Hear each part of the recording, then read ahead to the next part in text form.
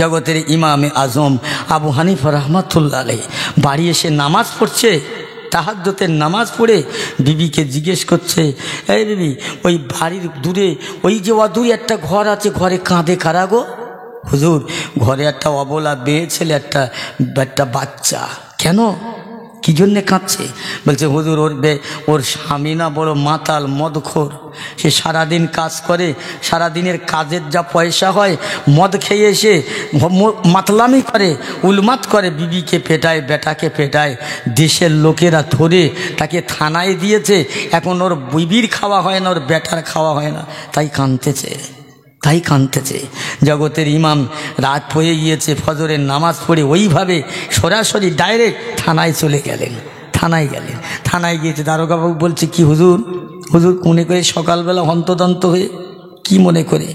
হ্যাঁ, একদম একা, কি মনে করে? আপনি তো আমাকে খবর দিলে আমি যেতাম। বাবা, আমি আমার জন্য আসিনি। একটা কথা বলবো? জি হুজুর বলেন। এই একটা আসামি নিয়ে এসো, মাতাল মুসি। হ্যাঁ, তাতে আপনার কি? এই ছেড়ে দাও না। কেন হুজুর? ও তো মাতাল মদখোর, ও তো পাগলামি করে, তো ওকে ধরে এনেছি, তা আপনার কি হয়েছে? বাবা দারোগা সাহেব, ওকে ছেড়ে দাও। কেন ছেড়ে দিতে বলছি জানো? ওর অবলা বিবিটা, অবলা বাচ্চাটা কাঁদবে, খাবার জ্বালায়, পেটে ভুকা, পেটে বড় ক্ষুধা, অষ্টাগত, কাঁদবে, আর আমি ইমামে আজম নামাজ পড়বো, এই নামাজ হয়তো আল্লাহ নেবে না। বাবা ওকে ছেড়ে দাও। জোরে বলতে পারেন না সুবহানাল্লাহ? বড় ইমাম কাজ ছাড়াতে গেল, মুসলমান একটা মুসি মাতালকে।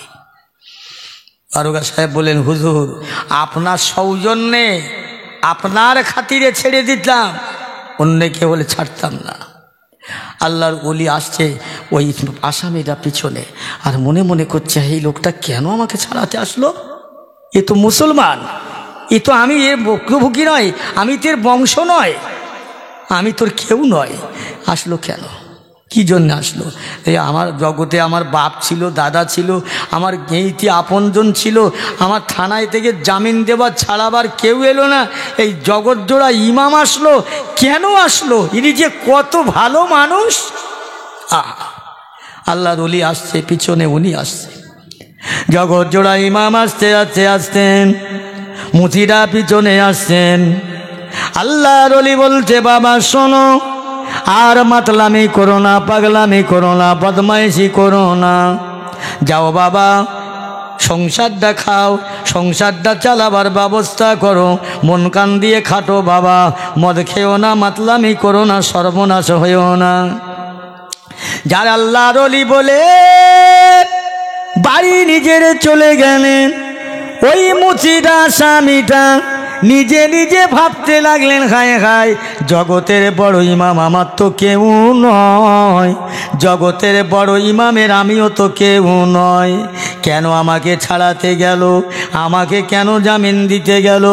এই লোকটার মতো লোক আর হবে না। বাড়িতে গেলেন না। আল্লাহর ওলি বলছে, যাও বাবা বাড়ি যাও, ঘরে যাও। আল্লাহর ওলির কথা মতো বাড়ি গেলেন, ঘরে গেলেন, নিজের বিবিকে, নিজের বেটাকে নিয়ে নিজে এসে আল্লাহর ওলির সম্মুখে বসে বলছে, ওগো জগৎ জোড়া ইমাম, ওগো জগতের ইমাম, আপনার আদর্শ দেখে আমি আদর্শিত হয়ে গেলাম, আপনার ভালোবাসা দেখে আমার অন্তরে স্থান পেয়ে গেল। হুজুর, আর আপনি এইভাবে বাড়ি যাব না, আপনার হাতে হাত দিয়ে ইমানের কালমা পড়ে মুসলমান হয়ে যাব, মুসলমান। আল্লাহর ওলির আদর্শ দেখে এই আসামিটা, এই মুসিটা মুসলমান, একলা নয়, ওর বেটা মুসলমান, বিবি মুসলমান। আল্লাহর ওলির হাতে হাত দিয়ে আল্লাহ পাকের মোমেন বান্দা হয়ে গেল। জোরে বলুন সুবহানাল্লাহ। আছে তো আমাদের মধ্যে আদর্শ, নীতি, ভালোবাসা? কি করে পাবো, কি করে থাকবে? আবার পেয়ারা ভাইয়ের আব্বা জানেরা শুনেলেন, আল্লাহ নবী, দিন দুনিয়ার বাদশা, দয়াল নবী, সেই নবী গোটা উম্মতের জন্য যিনি কাঁদলেন, এখনো কাঁদছেন, কাল ময়দানে কাঁদবেন।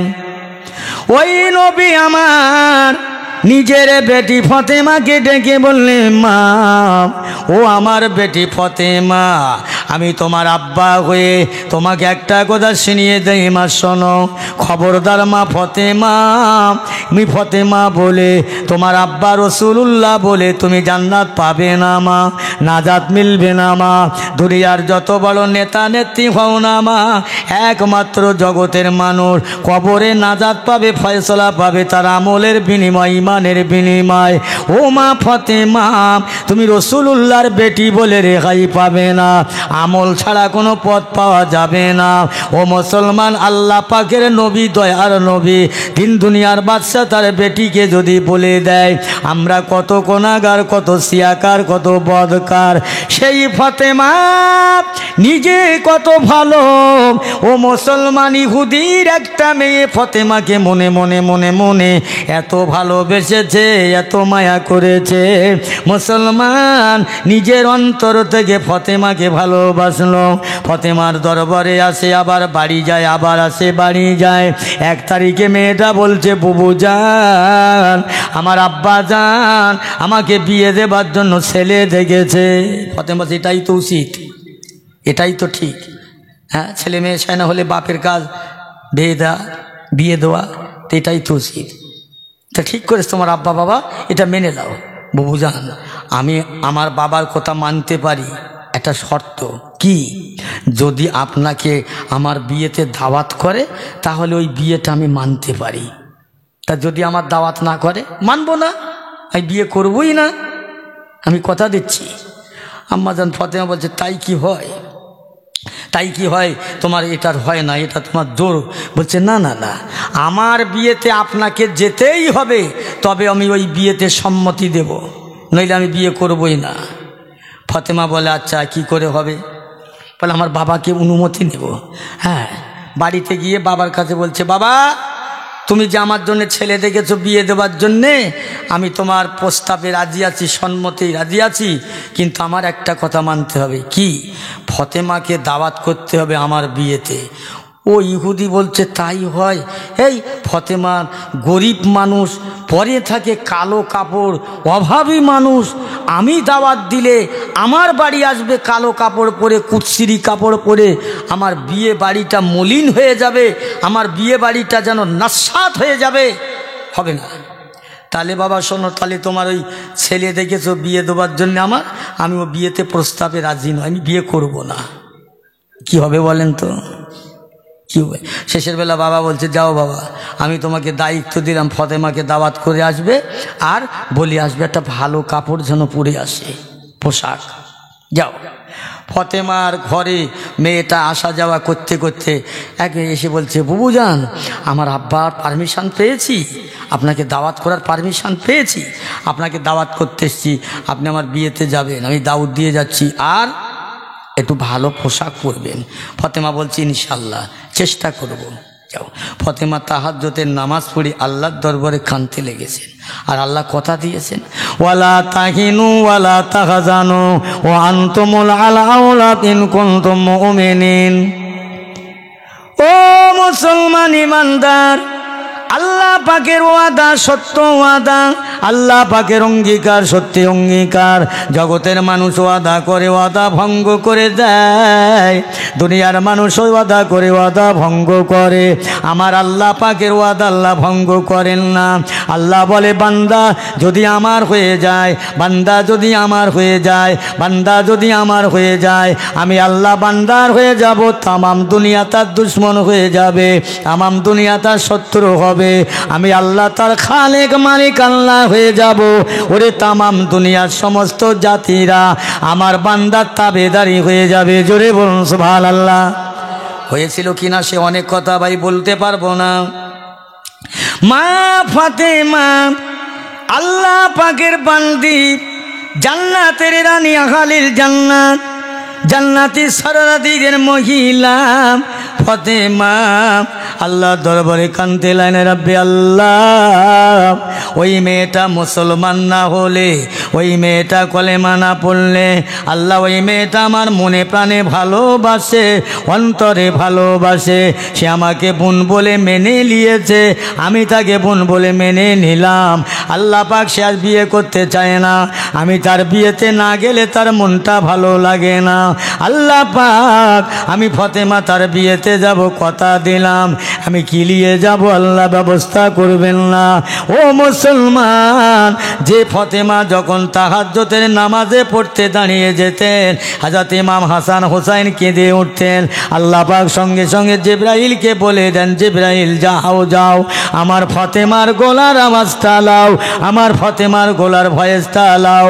ও জিবরাইল, ওই দোলনাটা দোলা দাও, নাড়া দাও, যেন আমার ফতেমার নামাজের বেগাত না হয়, আমার দিদারে থেকে মহরম না হয়।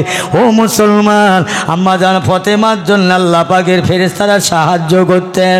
সেই ফতেমা নামাজের পরে দোয়া চাইলেন, ফজরের নামাজ পড়ে ফতেমা আল্লাহর কোরআন শরীফ পাক তেলাওয়াত করে। এ জানো একজন অজানা অচেনা ব্যক্তি এসে আম্মা জান ফতেমার ঘরে বলছেন, ফতেমা ইলাও, আপনার জন্য আল্লাহ পাকের তরফ থেকে একটা পোশাক দিয়ে দিলেন, এটা নিয়ে নাও। দর্জি দিয়ে গেলেন, ফতেমা ওই পোশাকটা পরলেন। বাবা, ওই পোশাক দিয়ে যেন ঝলমলে আলো বার হয়, ঝিলিকি মারে, ওই পোশাক দিয়ে খুশবু পরে হয়ে যায়। ওই পোশাকটা পরে ফতেমা ইহুদির মেয়ের বিয়েতে গেলেন। হাজার হাজার নারী পুরুষ, বেটা ছেলে মেয়ে ছেলে, হাজার হাজার রইল, সকলের পোশাক দিকে তাকায় আর ফতেমার পোশাকের দিকে তাকায়। সবাই মনটা কেড়ে নেয় ওই পোশাক পরনেওয়ালাকে। ওই পোশাকটা পরল কে, উনি কে, কোথায় বাড়ি, ওরা ঠিকানা কে? সবাই বলে উনি হলো নবী মোহাম্মদ সাল্লামের বেটি ফতেমা। সবাই কাপড়টা দেখে, পোশাকটা দেখে, যত দেখে দেখে যেন মনে ভরে না। সকলের পোশাকগুলো ফতেমার পোশাকের কাছে সব মলিনী হয়ে গেছে। জোরে বলুন সুবহানাল্লাহ। জোরে বলতে পারেন না সুবহানাল্লাহ? ইজ্জত সম্মানের মালিক কে? ভাই বলেন আল্লাহ। ইজ্জত সম্মানের মালিক আল্লাহ, ইজ্জত সম্মানের কেড়ে নেওয়ার মালিক আল্লাহ। হ্যাঁ, আল্লাহ চাইলে ফকিরকে বাদশা করে, বাদশাকে ফকির করে। সব তার ইচ্ছা, সব তার ইখতিয়ার, বান্দার কিছু নাই, কিছুই না। আল্লাহু গনিয়ান্তুমুল ফুকারা, দুনিয়ার মানুষ ফকির, আল্লাহই মাত্র ধনী। একবার মহব্বত করে পড়েন আল্লাহুম্মা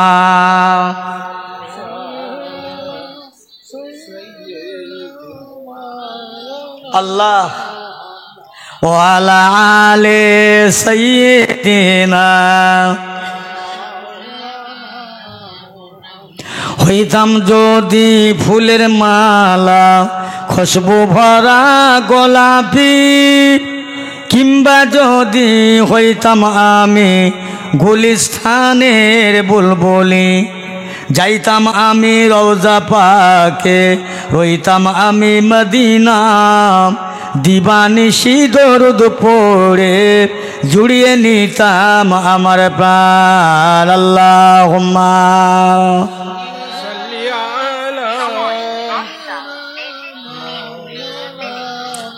ওয়ালা আলে সাইয়্যিদিনা। এই কি হলো? ক্রমশ যেন ছেড়ে দে মা, কেঁদে বাসি। রাত যত বাড়ে মানুষের ঘুম তত আস্তে আস্তে চেপে ধরে। আমরা জানি কালকের তার এখান জলসা হবে না, এখানকার মানুষেরা দরুদ পড়তে লাগবে না, আমাদের কিন্তু আছে। লাগো না, একটু বেশি করে লাগো না। কবে লাগবে? একটু আল্লাহকে ডাকো, গাল ভরে মন ভরে। কাকে ডাকবে? দুনিয়ার কোনো মানুষকে ডেকে নিরাসন পাবে না, নাজাত পাবে না। আল্লাহকে ডাকলে আল্লাহ নাজাত করে দেবে। বলেন না সুবহানাল্লাহ। নারায়ে তাকবীর। একটু সবাই জোরে বলেন নারায়ে তাকবীর। আর সব রেশানি মজলিস নারায়ে তাকবীর। এই তো একটু বলেন, আমাকে একটু সাহস দেন, আমাকে দোয়া করেন। দোয়া করছি আল্লাহ আপনাদের আমাদের সকলকে হেফাজত করেন। ভাই আমার দোস্তেরা বন্ধুরা, জি আল্লাহর নবীর আদর্শ, আল্লাহর নবীর নীতি, আল্লাহর নবীর চলাফেরা, আল্লাহর নবীর খাওয়া দাওয়া, আল্লাহর নবীর সমস্ত কিছু আজ উম্মতে মোহাম্মদী যদি মানে, তার নাম হচ্ছে উম্মতে মোহাম্মদী। উম্মত কাকে বলে? উম্মত কারা হবে? হ্যাঁ, উম্মত হয়ে গেল কলেমা পড়ে বসে আছি, টুপিধারী নেই, নামাজ নেই, কালাম নেই, ভালোবাসা নেই, দয়া নেই, নম্রতা নেই, ভদ্রতা নেই, শিক্ষা নেই, কেবল নবীর উম্মত। হ্যাঁ, কলেমা যখন পড়েছি, নবী টেনে টুনে জান্নাতে একদিন নিয়ে যাবে, যত সস্তা নয়। নবী তোমার জান্নাতে নিয়ে যাবে টেনে। তুমি নবীর কি করেছো? শতকরায় 80% মুসলমানের মুখে দাঁড়িয়ে আছে, নবীর দাড়ি কেটে পরিষ্কার। উনি বলছে আমি নবীর উম্মত, নবী আমার টেনে জান্নাতে নিয়ে যাবে। হ্যাঁ, কোন মুখে বলো? কি করে বলো? তুমি নামাজ পড়ো না, নবী নামাজ পড়ে দেখিয়ে দিয়ে গেছে, মানুষের ভালোবেসে গেছে, মানুষের প্রতি দয়া করে গেছে। তোমার সে আছে দয়া? তোমার মধ্যে সে দয়া আছে? নাই। আল্লাহ রসুল ঈদের জামাতে নামাজ পড়তে যাচ্ছেন, হাজার হাজার মানুষ সাহাবাই কেরাম নামাজ পড়তে যাচ্ছে। দেখলেন একটা ছেলে পথের মাঝে বসে ধুলো নিয়ে খেলা করছে, ধুলো নিয়ে। ঠিক ঈদের দিন, খুশির দিন, আল্লাহর নবী দাঁড়িয়ে গেলেন, বলছে বাবা, আজকের মদিনার মুসলমানদের মনে অন্তরে বড় দয়া, বড় আনন্দ, খুশি, আর তুমি কিনা ধুলো নিয়ে খেলা করছো, তুমি ঈদে যাবে না? কে আপনি? আমি এ জামানার পয়গম্বর আব্দুল্লাহর বেটা নবী মুহাম্মদ সাল্লাল্লাহু আলাইহি ওয়াসাল্লাম। বলছে হুজুর, আমাকে কে ঈদে পাঠাবে? কার সাথে ঈদে যাব? দুনিয়া আমার বাবা বেঁচে নেই, আমার মা বেঁচে নেই, আমি গরিব মানুষ, আমার কাপড় নেই নতুন, কি ঈদে যাব? আল্লাহ রসুল বললেন তোমার নাম কি? আমার নাম অমুক। বাপের নাম কি? অমুক। শুনে বলছে মুসলমানের বাচ্চা। আল্লাহর নবী শুনে বাচ্চাটার দিকে তাকিয়ে কি, আয় আমি তো এতিম ছিলাম, আমারও তো বাপ ছিল না, মা ছিল না, আর বাপ মা না থাকা যে কত কষ্ট আমি মুহাম্মদ সাল্লাম জানি, আর কেউ জানে না। হ্যাঁ, এই ছেলেটার আব্বা নেই। আল্লাহ রসুল বলছে বাবা শোনো, একটা কথা শোনো, আমি যদি তোমার আব্বা হয়ে যাই, তোমার মনে কি আনন্দ আসবে না? তোমার মনের বাসনা কি মিটবে না? বাবা, ইয়া রাসূলুল্লাহ, হাবিবাল্লাহ, দুনিয়ায় আমার আব্বা নেই, মা নেই, জনমদাতা পিতা, জনম দুঃখিনী অভাগিনী মা নাই। আপনি আখিরি জামানার পয়গম্বর, সে যে জামানার নবী রহমাতুল লিল আলামিন, আপনি যদি আমার আব্বা হয়ে যান, এর চাইতে আমার আর বড় কি পাওনা আছে? ও বালক বলো, যদি আমার আয়েশা তোমার আম্মা জান হয়ে যায়, তুমি তার যদি ছেলে হও, তোমার মনে কি জ্বালা মিটবে না? তোমার মনের কষ্ট কি মিটবে না? ইয়া রাসূলুল্লাহ, হাবিবাল্লাহ, আপনি আমার আব্বা হয়ে যাবেন, আমার জগত মাতা আম্মা জান আয়েশা 6 লক্ষ হাদিস পাকের হাফেজ আমার আম্মা জান হয়ে যাবে। আমার মনের থেকে বড় পাওনা কিছু আর নাই। ও আল বাচ্চা শুনে নাও, আমার পেটি ফতেমা যদি তোমার বোন হয়ে যায়, তোমার মনের জ্বালা কি মিটবে না? এই শুনছেন তো, কথা বলেন না? ইয়া রাসূলুল্লাহ, হাবিবাল্লাহ, দিন দুনিয়ার বাদশা আপনি আব্বা হবেন, আমার আম্মা জান আয়েশা মা, আমার ফতেমা আমার বুবু জান, এই দুনিয়া কেরাতে আর আমার কিছু পাওনা না। চাইতে আল্লাহর নবী কি করলেন? বাচ্চাটাকে কোলে করে হাত ধরে নিজের ঘরে নিয়ে যান। ও আমার আয়েশা, এই লাউ জগতে আমাদের তো আব্বা বলে ডাকার কেউ নাই, মা বলে ডাকার কেউ নাই। এ যে তোমাকে আম্মা বলে সম্মান দিয়েছে, আমি মোহাম্মদকে আব্বা জান বলেছে, আমার বেটি ফতেমাকে বোন বলে মেনে নিয়েছে। ও আয়েশা, বাচ্চাটাকে গোসল দাও, সুন্দর কাপড় পরিয়ে আমার সঙ্গে ঈদের জামাতে পাঠিয়ে দেন। আমার দয়াল নবী বললেন, আজকে যেমন আমি যে আদর্শর নাম রাখলাম, আমার কোন মতে মোহাম্মদী এমনি করে বেড়াবে, কাল ময়দানে মহাশরে আমি রসুলের সঙ্গে আল্লাহ রহমতের জান্নাতে পাশাপাশি থাকবো। জোরে বলুন সুবহানাল্লাহ। দেখেছি কোনো এতিম এসে সন্তানের মাথায় হাত বোলাই। আহা, কটা আওয়াজ শুনবে বাবু, আমি পারবো না। আল্লাহর নবী বললেন, কোনো বাপ হারাম মা হারাম, ছেলে হোক আর মেয়ে হোক, কোনো মানুষ যদি ডেকে নিয়ে মাথায় একটু হাত বুলায়, আল্লাহর নবী বলেন ওই হাত বুলাবার জন্যে ওই বাচ্চার মাথায় যতটা চুল থাকবে ওই চুল পরিমাণ সওয়াব ওই হাত বুলানো লোকটার আমলনামায় হবে। আল্লাহর নবী বললেন, কোনো সন্তান, কোনো মানুষ বাপারা মা হারাম এতিম বাচ্চাকে ডেকে দুটো পেটে খানা খাওয়াবে, নবী বলেন কাল ময়দানে মাহশরে আল্লাহর জান্নাতি খানা তাকে খাওয়াবে। জোরে বলুন, জোরে হবে না? আমি বুঝতে পারছি আর হবে না, আর হবে না, আর হওয়ার সম্ভব না।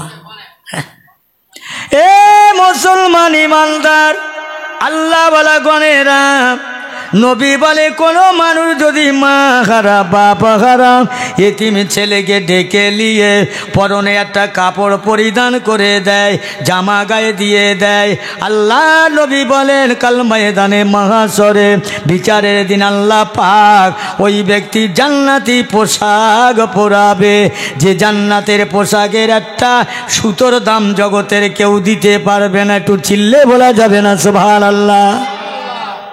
হলো কি? পারলাম? পারিনি, বরং ক্ষতি করেছি। এতিম বাচ্চাদের দিকে নাক ছিটকাই, হিংসা করি।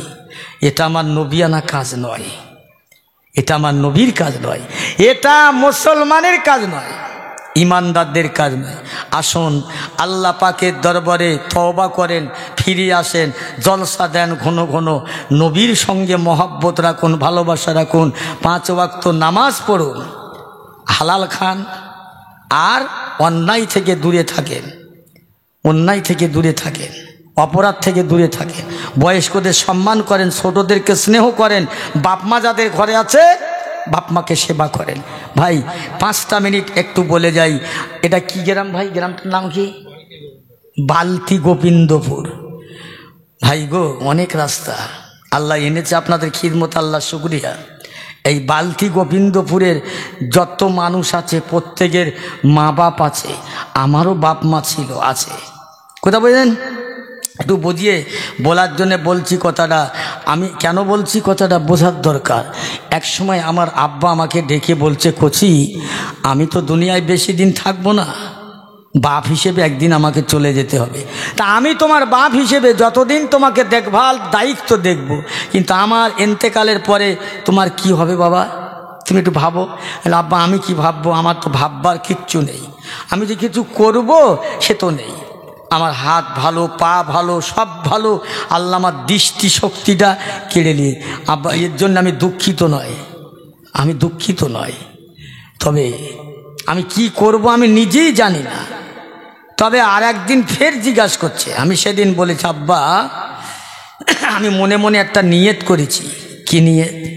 আব্বা আজকের যে আমি আলেম ওলামাদের ওয়াজ নসিহত পাড়ায় পাড়ায় গ্রামে গ্রামে দূরে দূরে শুনছি রাতের পর রাত, আমার নিয়ত হয়েছে আমি ওয়াজ করব, আমি আশা করছি করতে পারবো। আমার আব্বা মা বাপ বলছে শুনে, কচি তুমি ওয়াজ করবে, তোমার ওয়াজ লোকে শুনবে? হ্যাঁ, তুমি জনমন্দ, তুমি কেতাব জানো না, স্কুলে মাদ্রাসায় পড়ো নাই। আব্বা কথাটা ঠিক, কিন্তু আমি শুনেছি আলেমদের মুখে বাপমার দোয়া বড় দোয়া, বাপমার দোয়া বড় দোয়া, খোদার পরের স্থান হলো মা আর বাপ। জোরে বলবেন না সুবহানাল্লাহ? আপনারা যদি দোয়া করেন, আপনাদের দোয়া যদি আল্লাহ কবুল করে, আমি শুনেছি আলেমদের মুখে বড় বড় আল্লাহর ওলিরা হয়েছে মা বাপের দোয়ায় থেকে, মা বাপের দোয়ায় থেকে। আমি তোমার হতভাগা সন্তান, তোমরা যদি দোয়া করো, আল্লাহ যদি তোমাদের দোয়া কবুল করে, ইনশাল্লাহ আল্লাহ চাইলে আমাকে ওয়াজ একদিন আল্লাহ করিয়ে নেবে। আমার আব্বা শুনে অনেকক্ষণ ধরে বলছে, কচি তুমি যে নিয়ত করেছো, আমি নিয়ত দোয়ার জন্য দোয়া করছি, তোমার নিয়ত কবুল করেন আল্লাহ। তবে বাবা তুমি ওয়াজ করবে, তোমার ওয়াজ শুনে মানুষ খুশি হবে, বাস্তব কথা বলছি, তবে একটা সমস্যা দেখা দেবে বাবা। আব্বা কি? না তুমি ওয়াজ করতে যাবে, একা তো যেতে পারবে না, একটা লোকের দরকার, গাড়ির দরকার। রাস্তায় যেতে আসতে পয়সা লাগবে। এখন দেখা যাবে জলসা কমিটি যা দিল তাতে তোমার চললো না, রাস্তা খরচে খেয়ে গেল। ওদের কাছে যদি বলো যে ভাই এতটা রাস্তায় এসেছি, এতটা খরচ, একটু বাড়িয়ে দেন পয়সা, তাহলে তোমার তারা কি বলবে জানো? এই তুমি ওয়াজ করো শুনে, তোমার কোয়ালিফিকেশন কি, ডিগ্রি কি, তুমি শুনে ওয়াজ করো আবার পয়সা চেয়ে নাও। বাস্তব কথা ভাই, নবীর মেম্বারে মুরব্বির কথা মিস হয় নাই, হয়েছেও তাই। তো আমার আব্বা বলছে, কচি তুমি এক কাজ করবে, শোনো আমি তোমার আব্বা হিসাবে বলে যাচ্ছি, যেখানে তুমি যাবে জলসার পক্ষ থেকে যা দেবে দেখা যাচ্ছে তাতে সম্বরণ সংকুলন হয় না। ভাই মনে কিছু নেবেন না, আমার বাপের ওসিয়াতটা করছি, সব জায়গায় পারি না, তবে সব জায়গায় নয়, একটাই কথা বলি, যারা তোমার নসিহাত শোনার জন্যে আসবে বসবে, তোমার অভাবের কথা, কষ্টের কথা, দুঃখের কথা তুমি তোমার ওদের কাছে বলবে, কি বললে কি হবে? এক মুসলমান আর এক মুসলমানের ভাই, বাবা তোমাকে যারা খুশি হয়ে সন্তান হিসাবে, ছেলে হিসাবে যে যা দেবে, 10 টাকা 20 টাকা 50 টাকা দিলে কি হবে? যারা দেবে আল্লাহ ওদের সংসারে রুজিতে বরকত দেবে, বাল বাচ্চাদের অভাব রাখবে না, বিপদ আপদ মুসিবত থেকে আল্লাহ দানের ওসিলায় মাফ করবে। আর ওদের মুরব্বী যারা কবরে কবরিত, আল্লাহ তাদের কবরে কায়ামত পর্যন্ত এই দানের সাদগায় জারিয়া করে রাখবে। বলুন না সুবহানাল্লাহ। এটা বাপের ওসিয়াত। আজকের আমার বাপের দোয়া যদি আল্লাহর দরবারে আমার